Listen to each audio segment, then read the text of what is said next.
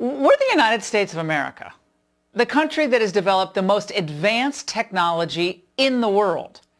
Like from a laboratory in Texas, we can control the Mars rover that's 140 million miles away. You can drive it around Mars. But you're telling me we can't count votes in a timely fashion? Now, some of you are wondering whether it's worth it for the Trump campaign to launch legal battles in states like Pennsylvania, Michigan, Georgia, Nevada.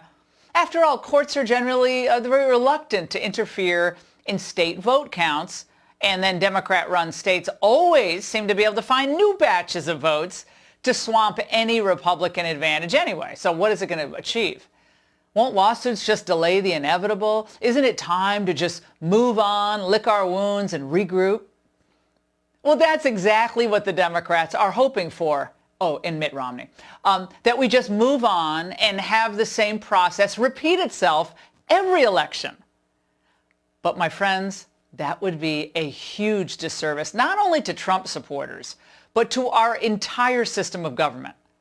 Mail-in ballots have been a concern from day one. I raised this issue with Vice President Pence months ago. Mail-in ballots, sir, are a looming disaster. I foresee a scenario where President Trump could actually be ahead in key states on election night, but those states couldn't have counted all the mail-in ballots. The one person, one vote right is at the very center of our democracy.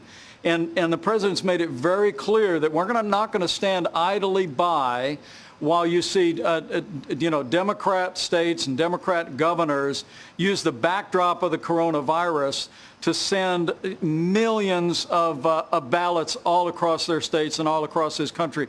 But this universal mail-in voting where you're going to see literally ballots showered all across the state, it is ripe for fraud, and we are headed straight to the courts to put a stop to it.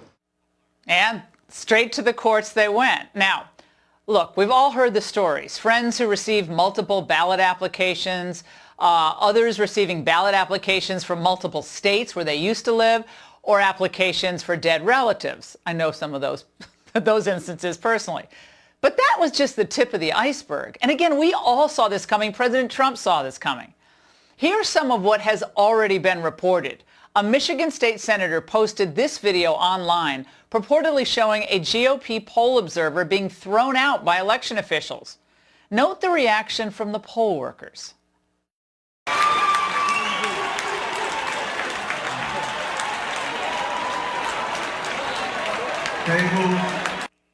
They're cheering.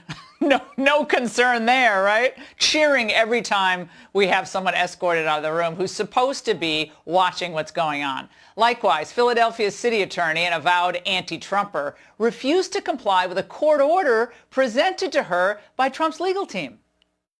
I don't understand what needs to be evaluated. As soon as we can. So someone will respond to you in writing or come down and talk to you? No, the order's pretty clear. I've been a lawyer for 30 years. Can you tell us what's unclear about it? The city is evaluating it, and I can't tell you anything more than that. I don't understand why 8 attorneys need to evaluate this order. My clients' representatives are to be within 6 feet of the process. We have read the order, and we are complying with the order, and we will discuss it with you in a bit. After we keep counting more votes and erode President Trump's advantage. Unbelievable. Now, this comes as no surprise, then, that all over Philly, GOP attorneys tasked with observing the polls reported being blocked from entering ballot counting sites. Why are they blocking them? What are they hiding? And out west, things are just as troubling. 2 days ago, the attorney general there from Arizona found 18 unopened ballots hidden under a rock. Now, those ballots have since been returned, but it just shows you how vulnerable mail-in voting is to be tampered with. If that doesn't convince you, check out what's happening in Nevada.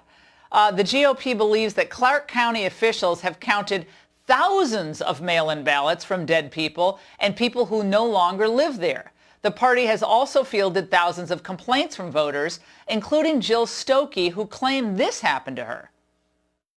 In years past, I always voted in person.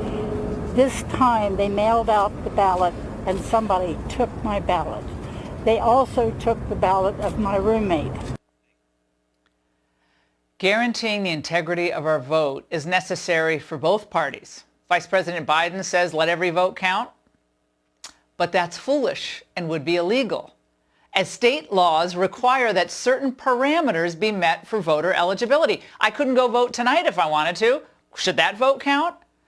In other words, we should ensure that every legal vote counts, to be specific and correct.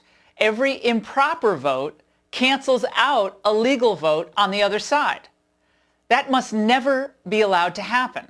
We need to make certain that most Americans, at least most of them, believe elections are won or lost in this country fair and square. And the fact is, right now, almost all of us who voted for President Trump, around, 70 million Americans or so, we have real concerns about this mail-in voting and how this vote is being conducted. We don't trust the people counting the votes. I'm sorry. There's good reason not to trust them. And a lot of Americans don't trust the local officials overseeing the process. And they certainly don't trust the media reporting on it. My goodness, given what we've seen. This cannot be allowed to happen ever again. President Trump, he understands this. We're hearing stories that are horror stories, absolute horror stories.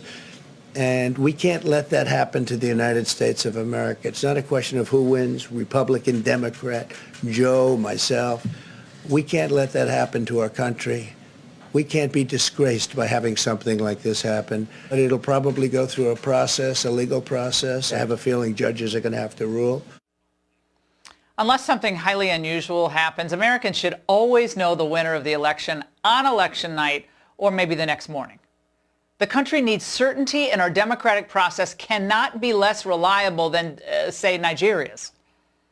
That's why the Trump campaign is fighting. But they're not just fighting for him. They're fighting for us, so that generations from now, this election isn't going to be remembered as just another sad example of elite corruption, but as a moment when we were diligent about getting to the truth.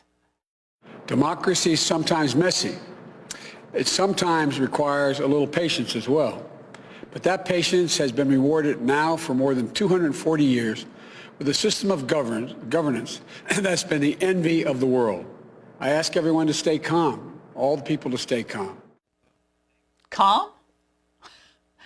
Do we really think that if the positions were reversed, if Biden was seeing his lead evaporate hour by hour, that his supporters, given what they did this summer, would be calm? There's not enough plywood on the East Coast to protect Washington and Baltimore from the damage they'd do. So spare me, Mr. Vice President. Conservatives don't rush into the streets to fight. We're simply asking for an impartial review of what's happening. And frankly, that's our right. Frankly, it's our duty. When we have hundreds of thousands of ballots dumped in key states in batches after election night. President Trump received more votes than any Republican presidential candidate in history, and he attracted the highest turnout among non-white voters in 60 years. Now, he was able to do this not because he gave in and gave up when the going got tough, but because he knew how to fight for first principles. It's about time we had a Republican who knew how to fight. He stood up for working-class Americans instead of selling them out to multinational interests. And now, it's our turn to stand up for him. Conservative and GOP leaders need to rally to his side. It's beginning to happen. I'm glad to see it. The American people need to make their voices heard as well. It's not just the future of one party that's at stake, but the future of our republic.